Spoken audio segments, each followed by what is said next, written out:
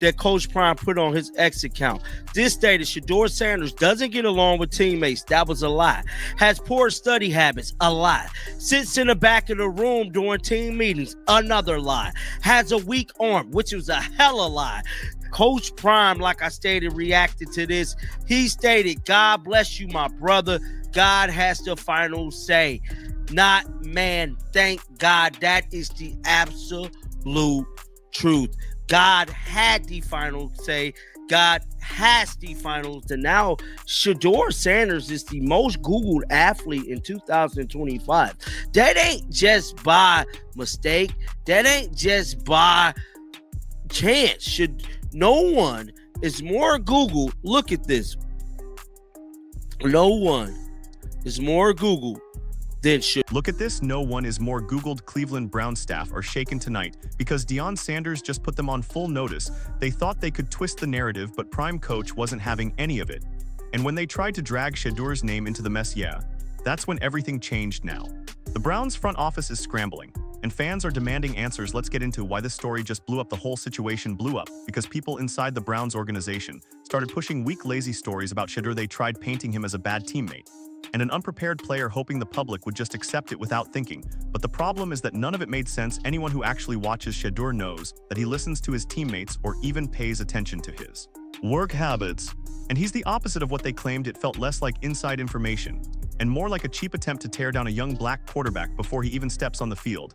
And that's why everything backfired when you lie about someone who works as hard as Shedeur. Eventually, the truth cuts through all the noise. Coach Prime's response made the Browns look even worse because he didn't get loud or angry. He just told the truth straight. And that alone exposed how weak the accusations were. Stefanski and the haters expected Prime to stay quiet, but instead he reminded everyone that real results speak louder than rumors typed up by scared executives. The Browns staff looked like they were scrambling to explain themselves, while Coach Prime stayed confident. That contrast is embarrassing. Stefanski should have focused on fixing his team instead of letting false stories spread about a player who hasn't done a thing but worked hard, stayed focused, and handled himself better than most quarterbacks twice his age. And the craziest part is while they were throwing dirt, the world was Googling Shedeur more than any athlete alive. That tells you everything. People don't search for losers. They don't search for players with bad habits. They search for someone they want to watch, someone they believe in, someone who keeps proving people wrong. The haters keep talking, but Shedeur keeps winning attention, respect, and momentum. Stefanski and anyone trying to push lies about him should feel embarrassed because the public already made their choice. Shedeur doesn't have to defend himself. The numbers, the spotlight, and the fans are already doing that for him. That Coach Prime put on his X account. This stated Shedeur Sanders doesn't get along with teammates. That was a lie. Has poor study habits. A lie. Sits in the back of the room during team meetings. Another lie. Has a weak arm, which was a hella lie. Lacks the IQ to lead an NFL offense as effectively as Dylan friggin' Gabriel. That's a lie. Too slow to escape the pockets against NFL caliber speed. We seen them do that yesterday when he scored. That was a lie. Has poor practice habits. A lie. Highly confident. True. Super talented, which was true. The most marketable player in the NFL. Hella true. Raised by a strong black father who instilled in him from birth to never doubt himself under any circumstances. That's true. A franchise quarterback, which is true. Unshakable resilience, which is true. An excellent role model for kids, which is true. Loved and respected by teammates and opponents alike, which is true. God-fearing man, which is true. It is amazing to witness how the media machine could completely assassinate a young man's character and have the general public revealing how truly desperate and messy their front office operates. They didn't just question his talent. They attacked his character, his habits, his intelligence, even his leadership. And every single claim fell apart the moment people actually watched him play or listened to those who know him. It's wild to see a whole NFL staff behave like insecure fans on social media instead of professional. Stefanski allowed these rumors to circulate under his watch, and that alone shows weak leadership. Instead of building a stable environment or taking responsibility for the chaos in his locker room, he let his team blame a young quarterback for problems that existed long before Shedeur's name ever came up. The Browns didn't expose Shedeur, they exposed themselves as a franchise that panics, lies, and points fingers instead of fixing real issues.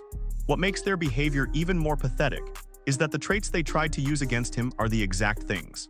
He's already proving wrong every week. They said he couldn't lead, yet teammates and even opponents respect him. They said he wasn't smart enough. But his decision-making and poise show more maturity than half the veterans in the league. They said he couldn't escape pressure. Then he turns around and makes plays. The Browns' own quarterback can't. Everything they pushed was fake, and everything real about Shedeur is positive, confident, resilient, marketable, disciplined, and raised to stay focused no matter who lies about him. Stefanski should be embarrassed that a young quarterback handled the heat better than an entire coaching staff. The Browns didn't just misjudge Shedeur, they underestimated him, tried to smear him, and now look foolish because the truth is too big to hide.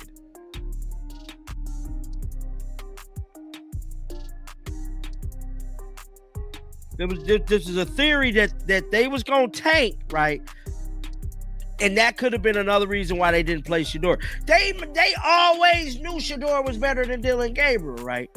Now, let's say that this is a theory, right? I still feel DOJ, Department of Justice, need to come in and holler at them, knock on the door, send Trump and gang, send Trump to Cleveland, and the Department of Justice, civil rights violation, sabotage violations, all violations.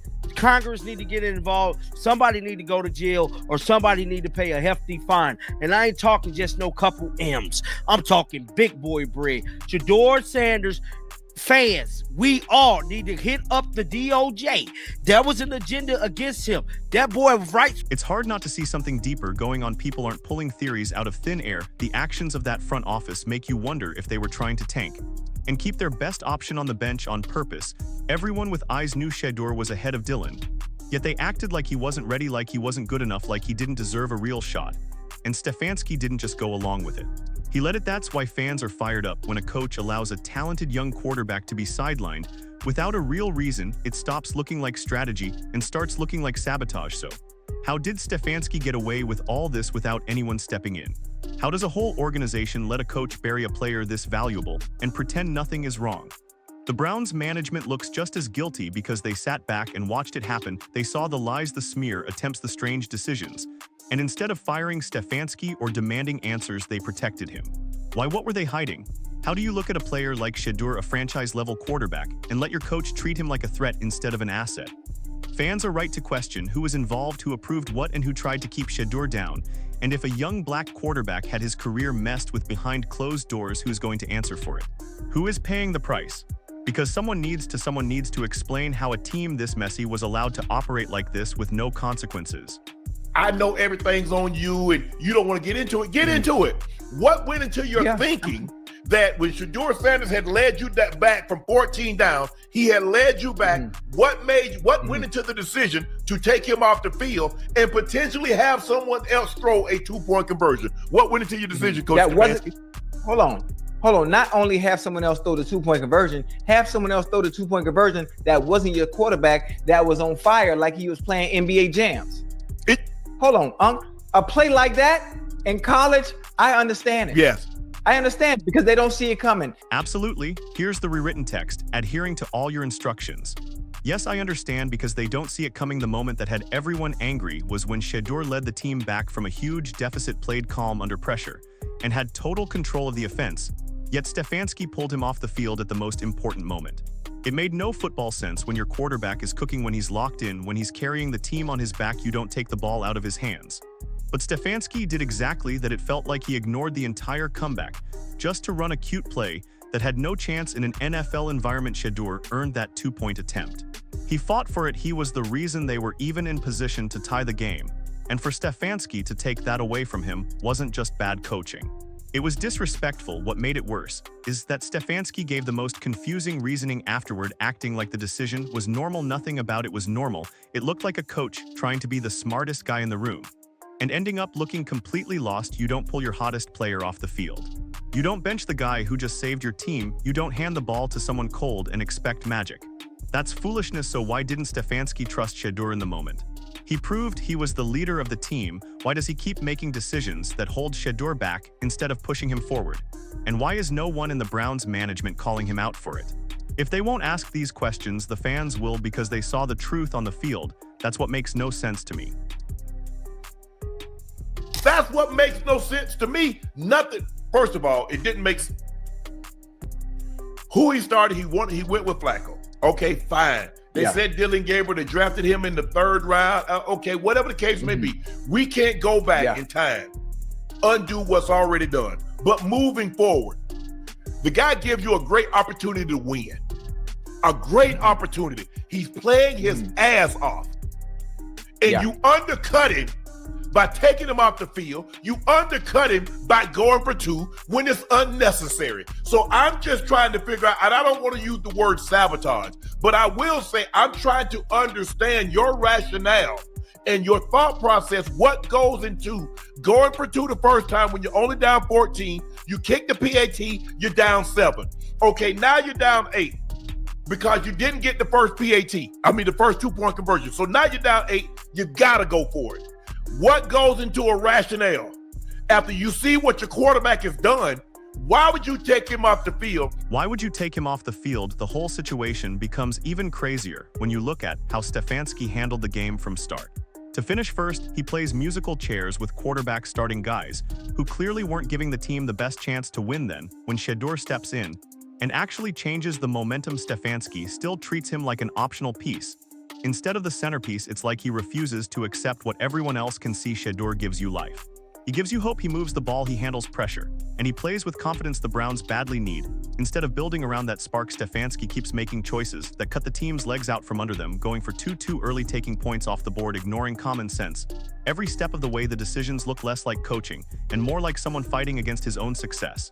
And then comes the moment that exposes everything after Shedeur drags the team back after he keeps them alive with play after play. Stefanski pulls him off the field for a critical conversion. That is not strategy, that is disrespect. You don't remove the guy who just saved you. You don't hand the ball to someone who hasn't been involved all game and expect miracles. The logic doesn't hold up. Even casual fans could see it was the wrong move. What is Stefanski thinking? Why does he keep making choices that go against basic football sense? Why take the ball out of the hands of the one player giving you a chance? Shedeur earned that moment and Stefanski threw it away. If this is an incompetence,